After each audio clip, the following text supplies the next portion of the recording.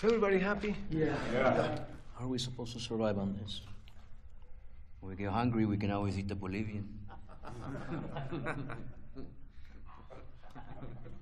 I heard Bolivians taste like chicken. Okay, let's talk about this film. Thank you very much for your time. I got in front of me, obviously, both sides of the stories. Inside story, outside story. How it was, the script for both of you, because you saw this event in a different kind of things, I don't know, with a different kind of eyes. How it was to see this script? That's very interesting, and you know, both Patricia and Checo, our cinematographer, they almost had to look at this like two different films. You know, Checo certainly was going to shoot it, in two different ways, and Patricia, I think, had a slightly different approach for both of those stories. I only had one day, working with Rodrigo, one day of overlap, through the video screen to work with him. And so our experience in filming the below ground was very insular. We were very much in a bubble, which strangely, I think, replicated what the miners were going through. They had no idea what was happening up above. They didn't know that there was a rescue attempt happening. They didn't know what their families were going through. They were focused on surviving, on getting through it together with fraternity, with brotherhood, with pooling their resources to survive at any cost. So what's interesting is that we almost had to divorce ourselves from their storyline and focus on ours, and only when the palomas started coming down, to start letting that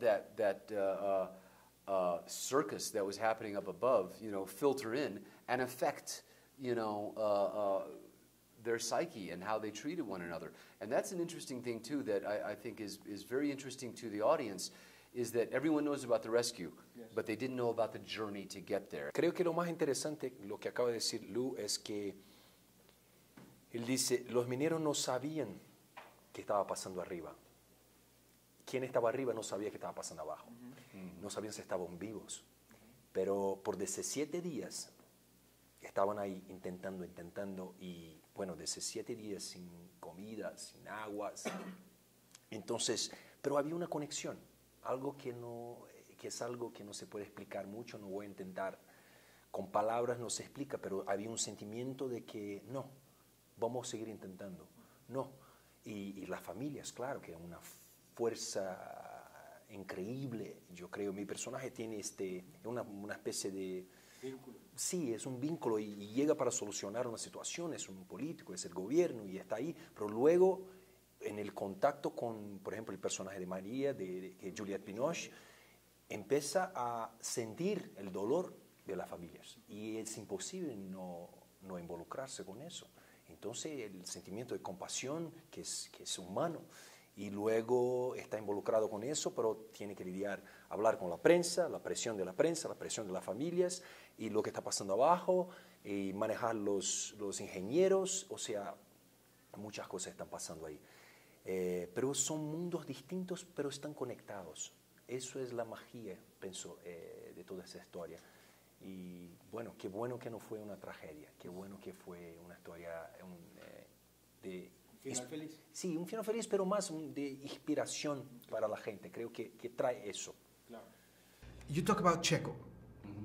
Please, talk to me about that great DP, because filming in that space, only with the lamps on your face, how it was to film it like that? I sincerely hope that Checo gets all of the attention and accolades that he deserves, because his approach to telling the story filmically was absolutely amazing. It was painterly.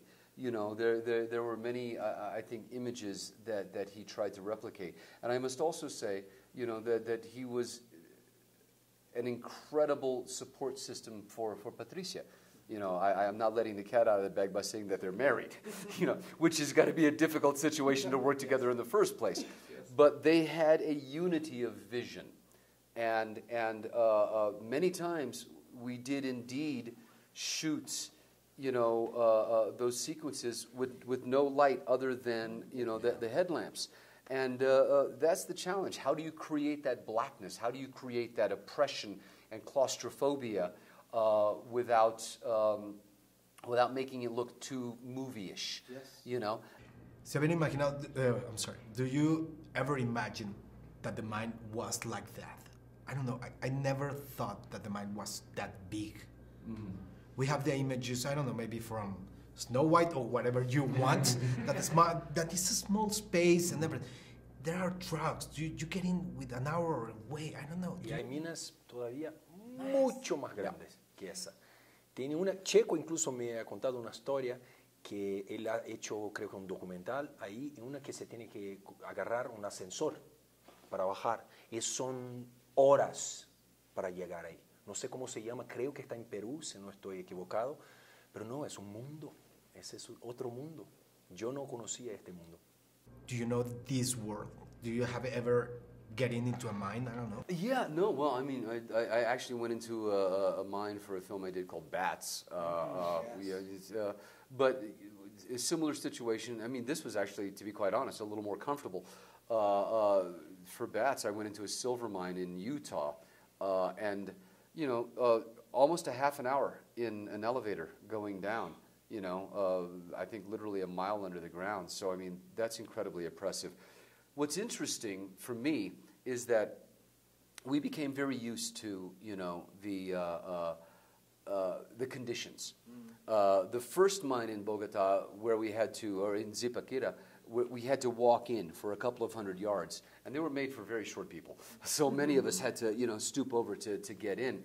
But then it opened up, and it was comfortable. Strangely enough, the other mine that we drove the trucks into, it took longer to get into because we drove far into it, and the air quality was worse. They had to pump in fresh air because, and a lot of our crew members, a lot of our cast, they got sick. They got, the noxious gases got to them. But what was interesting for me is that neither of those situations were as frightening as the drive into the one in Atacama. And maybe it's because we were only a mile away from the actual site. But I remember taking that drive into that entrance, on the transport, and thinking to myself, thank God we're not shooting interior of this mine. Because knowing that it happened here, it felt more oppressive to me, more frightening to me. Another vibe. Thank you very much. Muchas gracias, de verdad. Thank you very much. It's an honor. That's a big rock. That's not a rock. That's the heart of the mountain.